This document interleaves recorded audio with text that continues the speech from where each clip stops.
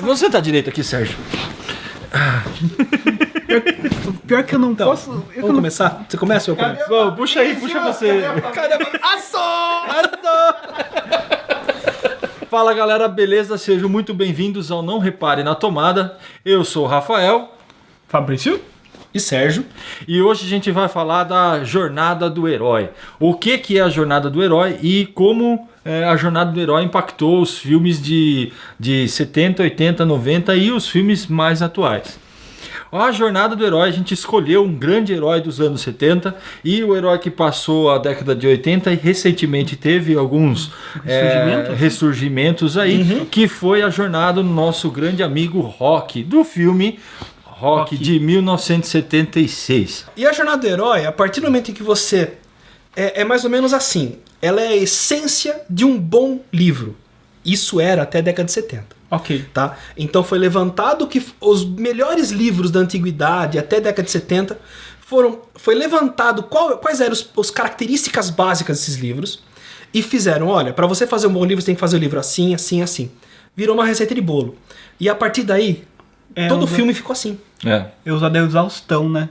Então, hoje a jornada do herói ela é considerada um clichê. As pessoas ficaram presas nela, elas não conseguem Ela virou um clichê. Elas não conseguem mudar, ou não usar uma coisa, ou reforçar uma parte da jornada do herói pra poder fazer essas histórias. Né? Mas tem que ter tudo ali, você ter todos os passos da jornada do herói acontecendo. As pessoas não conseguem inovar dentro da estrutura da jornada do herói. Tanto que a jornada do herói ela é conhecida como monomito. É mais ou menos a ideia de que todos os filmes são o mesmo. Nós vamos falar sobre Rocky aqui, mas nós vamos citar os 12 passos. Vocês vão reparar, vocês vão pegar filmes tipo Procurando Nemo, Matrix, Senhor dos Anéis, O Hobbit, que mais? Todos eles. O que nós já falamos, o Dark City se encaixa na jornada do herói. Blade Runner se encaixa na jornada do herói. Tron se encaixa na jornada do herói. Inclusive, se você lembrar de Tron, tem a identidade visual que você pode assistir o nosso vídeo sobre a identidade visual do Tron, que ficou animal. Década de 70, você tinha os filmes um pouco mais lentos do que hoje. Sim. Certo. O filme, ele demora um pouco para desenvolver a emoção. Se você pegar um filme de hoje, ele tem o desenvolvimento dos personagens em 15, 20 minutos. Sim. No filme do Rocky, o desenvolvimento só do Rocky, na verdade, porque ele é a base do filme. São poucas as cenas em que ele não aparece. Tá? Todas as cenas é ele com mais alguém e ele tá falando com alguém. Difícil encontrar dois personagens diferentes falando. O desenvolvimento do personagem Rocky demora quase 1 hora, num filme de 1h40. Certo? A ação começa ao fim de 1 hora e são só os 40 últimos minutos. E o mais interessante, são 40 minutos que valem a pena. Sim. Porque o filme é muito bom. Muito bom. E o personagem, ele é muito carismático, né? Ele tem dificuldade de fala, ele tem dificuldade de... Que é só uma coisa. O que é interessante do filme é o seguinte, ele retrata um lutador meio caipirão. Com dificuldade de fala. Na verdade, é sulista, né? Não, é cita sulista. Não, ele é sulista porque ele tem a ideia do... tá. E ele não tá interpretando. É ele mesmo. Nossa. É o Sylvester Stallone. O Sylvester Stallone, ele tem dificuldade de fala porque ele nasceu por forceps e tudo mais. Mas a questão toda, eu acho que é do carisma desse personagem, tá no que ele quer. Sim. Ficou claro ao tempo todo que ele quer lutar. Logo depois da primeira luta que a gente viu os dois personagens lutando, que é a estabelecer um mundo em comum, né? Que é o mundo da luta amadora, onde que o dono da luta lá, o promotor da luta vem pagando eles e já cobrando o quanto eles devem. Eu achei isso foda. Aluguel. Toalha, meu, $5 de banho, umas paradas assim. Eu achei isso muito louco, porque eles não estão lutando pelo dinheiro, sacou? Eles estão lutando pelo esporte. E eu acho que essa questão que me marcou muito como mundo comum, e é por isso que esse personagem é tão carismático, porque a próxima coisa que ele pergunta é: quando que eu vou lutar de novo? De novo. Sacou? E fica uma... Não pergunta isso, né? Ele pergunta... Sacou? Mas... A principal aventura do Rocky, nesse caso, é uma disputa dele com ele mesmo. Porque ele tem um senso de inferioridade muito grande, que ele deixa bem claro durante o filme. Sim. Ele fala que ele não é inteligente, ele não é bonito. Até pergunta, a Adrian pergunta pra ele: por que você luta? Ele falou: porque eu não sei cantar nem dançar. Porque seriam, dentro do universo dele, seriam as 3 únicas coisas que alguém com a pouca cultura dele conseguiria fazer, Sim. tá? Quando ele dá, tem uma hora que ele dá uma espécie de lição de moral numa menina. Sim. Acontecendo, ele fala isso, a menina retruca ele, e ele vira atriz e fala, mas quem é você pra dar lição de moral de alguém? E sai andando. Ele é um cobrador da meio que- máfia. Ele é meio pra baixo. Sim. Certo? Então ele é um bandido. Você vê que ele tá naquela vida por necessidade. Por isso que a questão da aventura tá distorcida, porque ele já era lutador de boxe. O chamado para aventura vai fazer o seguinte, vai continuar vai se tornar realmente um lutador de boxe. Mas de outro nível. Vai de outro nível, beleza. Tudo bem. Então, que é a questão do Elixir que a gente vai chegar lá. Mas aí que tá, aonde que tá sendo chamado para aventura? Porque o chamado para aventura normalmente é o inimigo ou um conjunto de situações que força ele ou pelo menos faz o chamado propriamente dito. No caso do Rocky, quem que foi? Foi o Creed chamando ele, já em quase 1 hora de filme. É o Creed. Então, a gente vai chegar lá. Porque, ó, então o segundo passo é o chamado pra aventura que nós estamos falando. Não. Não Ok. foi o Creed que chamou. Ah, O Creed que foi o que organizou a luta. Certo. Beleza. Mas quem fez a chamada foi o inimigo. E eles falam isso nos outros filmes, que é o produtor. tá. Certo, mas... Entendeu? Então, Tá, tudo bem. não, tudo o produtor pode ser inimigo. Vamos chegar aí. Então, você tem o chamado pra aventura. Ele é chamado... O Rock deixa claro a todo momento que ele tem um senso de inferioridade muito grande. E ele acha que ele tá muito aquém do Apollo.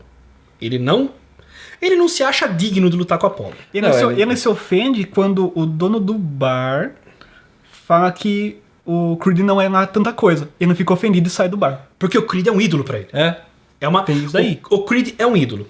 Aí, ele é chamado pra ser sparring do Creed. E isso pra ele... Então, esse aí na cabeça dele. Ele fala, não, Ele foi chamado pra uma reunião. Ele foi chamado pra uma reunião. Ele já pensa o Mickey que fala que é sparring. O Mickey fala... Alguma coisa pra... Eu acho que é pra ser sparring. Ele nunca vai acreditar, porque ele não é um Zé Ninguém e o outro é um campeão mundial. É uma coisa que eu tá jogando pelada na rua, E uma jogada pelada na rua, de repente chega um cara e fala, viu, o Barcelona tá vindo aí enfrentar vocês. Não faz sentido, entendeu? Mas você viu também que a questão dele ter sido escolhido só foi pelo nome? Foi pelo nome. pelo É uma nome. jogada de sorte Só absurda. Pelo nome. Tipo, tem esse fulano aqui. E essa é uma característica da jornada do herói. Por isso que começa a Ele é o complicar. escolhido, literalmente ele é o escolhido. Sim. Ele é o escolhido. Nesse caso, o escolhido não é que ele nasceu com alguma característica. Ele foi literalmente escolhido. O Apollo começa, não, esse fulano aqui, o sobrenome dele é Judge. Não, eu não vou lutar com alguém sobre o Judge. Cara. Não sei o quê. Nossa, Italian Stallion. O garanhão italiano. É essencialmente comercial, cara. Essencialmente comercial. Todas as decisões que ele vai tomando antes da luta, todas são essencialmente comerciais. Isso aí é a definição do Apollo. E aí, a hora que ele vai conversar com a agente do Apollo, tem o terceiro passo, que é a recusa do chamado. Que dura também, 4 frames, sacou? Não. Todo filme. É isso, cara. A primeira um dos jeitos de você ter um pouco de empatia pelo herói é ele não aceitar o chamado logo de cara. A recusa pode levar 10, 15 minutos, como pode ser simplesmente não. Vamos? Então vamos. Entendeu? Então pode ser isso. Que foi exatamente isso que aconteceu. Aí a questão do próximo passo é o encontro com o mentor. Quem que é o mentor Vamos lá. do Rock? O mentor... Seco, quando eu assisti o filme a primeira vez, era o senhorzinho que eu esqueci o nome agora. Sim, o Mickey. Mickey. Sim.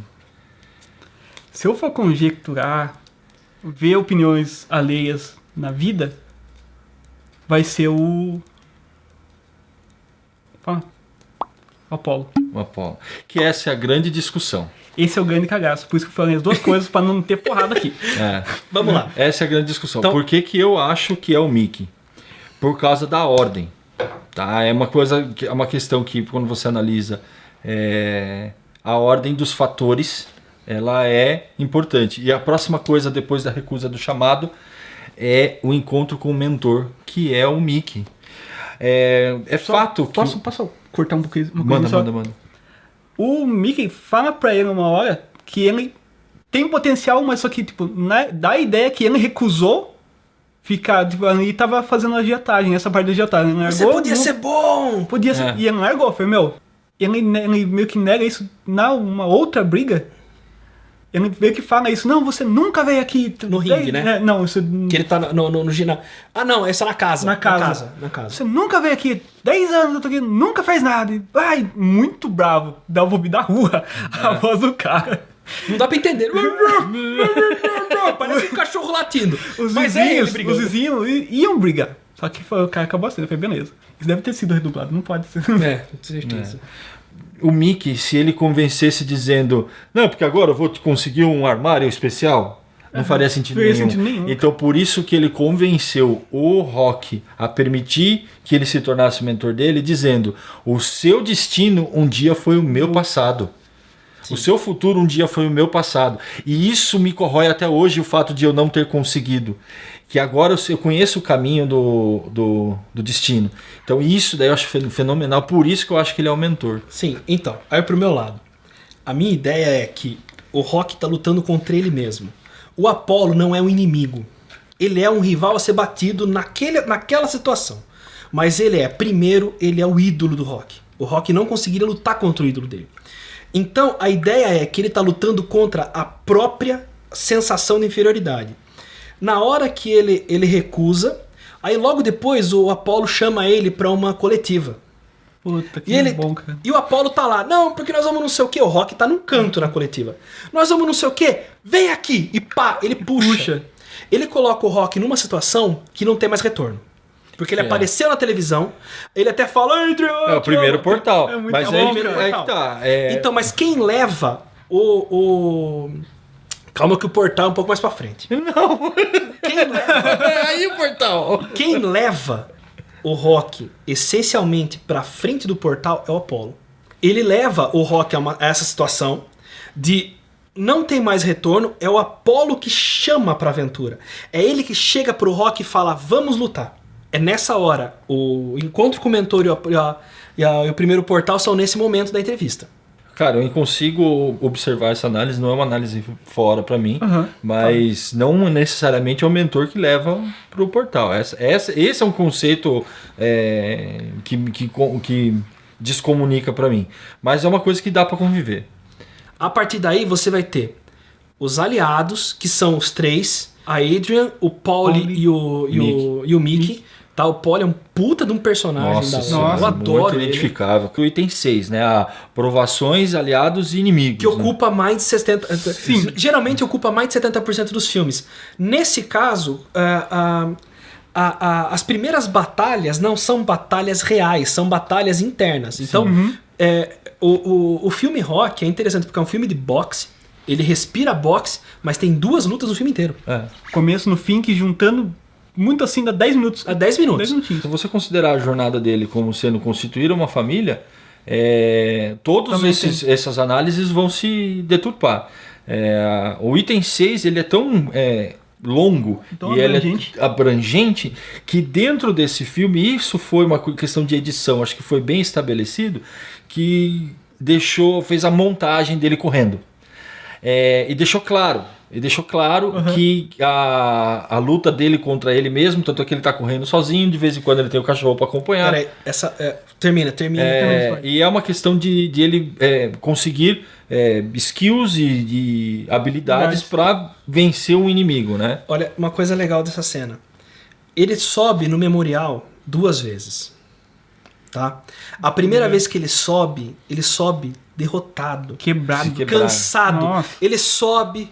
Aí ele chega lá em cima, vira e desce, coloca o capuz e volta. Dá canseira de ver. Na segunda vez... Mano, você ele sobe ele, velho. Ele sobe, cara, que dá vontade. Tanto que tem uma estátua dele lá em cima. Não tem tiraram, mais. Aí parece que estavam voltando a estátua dele. Então, ele tá lá em cima e tá tocando aquela música, velho. Que aquela música arrepia. Próximo passo, né, dessa jornada seria a aproximação da caverna.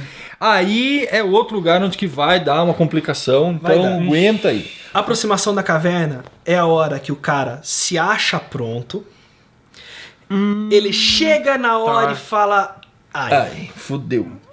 Essa hora principal é a briga dele com o Paulie. o Mickey. Ah, não, tá, que é Tá. a segunda...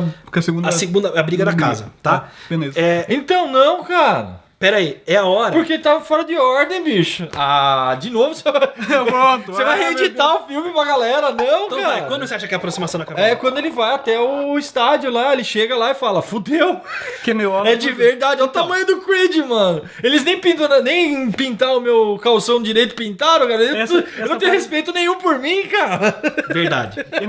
Ele se vê como pequeno, né? Ele se vê como pequeno e depois ele cara. constata, não sou tão grande quanto eu imaginava. Depois de todo esse treinamento onde eu fiquei forte, quase que um super saiyajin, eu descobri que eu sou um... Uma coisa, meu... ninguém- Verdade. Isso aí é Gohan, verdade. sacou? Eu misturei as coisas. Nesse momento, ele verbaliza um desejo dele. Não, eu quero ficar os 15 rounds. Até aquele momento você não sabia, eu vou lutar, tal, vai ser legal, mas eu nunca tinha falado que você... Ele verbaliza nesse momento, ó, eu quero ficar os 15 rounds. Ele só quer aguentar. Só quer aguentar. É. Que ninguém ficou, né? Não O Apollo ficou. ganhou 48 lutas, uma coisa assim. Tanto é que... Todas nocaute. Não a provocação, mas a ideia, tipo, quando chega na última luta, Creed, tipo, Creed on 3. É. Creed on 3. 3 rounds. Tipo, ele prometeu pro público 3 rounds. Ele não aguenta os 15. Meu Deus do céu. Que é a aprovação difícil. A aprovação difícil é a... Eu não acho que é a luta. Os próximos passos, eles podem acontecer em 2 minutos. É. Certo? Todos os últimos passos. Em variados graus, né? Tá? Então, a minha concepção, a aproximação da caverna realmente é a hora que ele vê A o grandeza. tamanho da encrenca que ele se meteu. A partir daí vem a provação difícil, que é essencialmente a luta.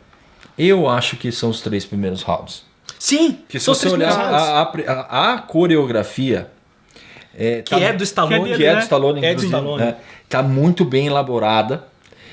Como o Creed dando, mano. Mas quem dá o primeiro soco é o Rock. E quem dá o É, primeiro O soco legal é o- isso, porque ele pega e pá, pum, quem cai a primeira vez na E essa eu acho que é a cara. recompensa, que é o item 9. O item 8 é a aprovação difícil, que são os 3 primeiros rounds. A recompensa é o item 9. Eu derrubei ele. Pô, um Creed, cara. Entendeu? Derrubou Apollo Um Creed. Creed. Mano, E a hora que ele bate no Apollo, acontece o passo do caminho pra casa. Sim, começa O que é o caminho pra casa? É a hora que você revisita uma situação inicial. No caso, ele começa o filme lutando. Tá? Ele tá lutando com um cara chamado Spider, um cara perdido ali. Sim, ele é. ganha a Sim. luta. Na hora que ele derruba o Apollo, ele passa a pensar: Então eu posso ganhar. eu posso. esse cara é humano. Nada mais é do que o que eu já fiz. Agora os dois estão no mesmo patamar. Só agora equalizou a ideia dele, que antes ele era o ídolo Certo. inalcançável. Agora ele desceu. E na é hora humano que também. tem esse retorno pra casa, a hora que ele começa a perceber que ele consegue continuar lutando, ele tem a ressurreição. Sim. É a Só hora- que ele apanha o resto do coisa. Mas o objetivo do Apollo era massacrar o Rock. Sim. O objetivo do Rock Rock era aguentar. Era aguentar. Então, Ele aguentou. Cortar. Ele ganhou, moralmente ele ganhou a luta. Sim. Tanto é que no final do filme, o Apollo ganha a luta. O original ele fala, o Creed ganhou por 8-7. É muito pouco. Muito pouquinho. Então é um campeão mundial ganhando de um Zé Ninguém Por no critério pontos. de desempate por 8-7 ainda. Foi decisão split decision que eles chamam. Não é unanimidade, sabe? Não foi. É realmente split decision. E apesar do Apollo ter ganho, o Apollo manteve o título mundial, o Apollo pede a revanche, Revanche no dois. que é o segundo filme. Só que, peraí, no finalzinho, pra mim é ele que fala. Ele fala assim, não vai ter revanche. revanche. Não vai ter. Ele fala, eu não quero. O Rock fala, nem eu. Aí começa o fuzuê de gente. É a hora que termina a luta. Então, Ele não quer, que é a mas... questão da Então, é a ressurreição. É a ressurreição. É a hora que o personagem, ele ressurge, ele ganha forças que ele não tinha. É. Ele realmente quebra a barreira. Porque, em geral, na jornada do herói, você tem o quê? Você tem a primeira derrota, o herói ganha do vilão, o vilão volta, Bate mais bate forte. no herói, e aí o herói derrota o vilão de uma vez. De uma vez. Tá? Nesse caso a ressurreição é muito curta. é muito pequenininha, que é só eles se abraçam, se entendem ali, e ele volta pro canto dele e começa a chamar pela esposa. Nossa, é muito Pela bom. futura, uma coisa que eu acho que é isso que é o retorno do Elixir, É o retorno que é com o passo Elixir. 12. Ele tá chegando, ele tá voltando pra casa, no caso, representando a casa, a Sim, mulher sim, dele, sim. dizendo, eu consegui. Que é algo familiar, né? O Elixir, a recompensa, o santo grau que é do filme, é o retorno, a visão dele de que ele consegue ser um cara grande, um cara bom, um cara grande. Os últimos passos são todos meio rápidos. E hoje, se você pegar um filme de hoje, os passos são um pouco mais espaçados. Tá? Sim. Porque você tem que explicar pro cara que tá assistindo o que tá acontecendo. Você tem que dizer, olha, agora ele ganhou. Opa, é bem. Sabe? Só que na época que foi feito esse filme, não existia.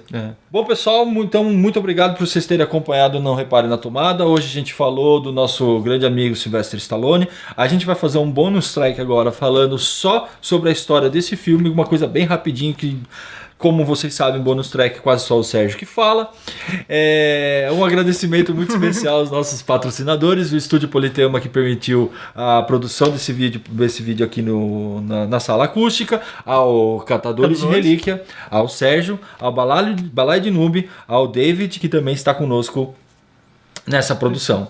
Se você tem vontade de participar do nosso programa, faz aqui nos comentários, peça filmes, peça análises, a gente está mais do que disposto a interagir com vocês. Se você tem vontade de ser um dos nossos patrocinadores, é só vir para cá e a gente vai recebê-lo com de braços muito abertos, quem sabe fazendo alguma coisa, tipo um product insertion aí, ou quem sabe alguma coisa parecida. A gente tem aí está mais do que bem preparado para atender as suas necessidades. Ok. Não repare na tomada!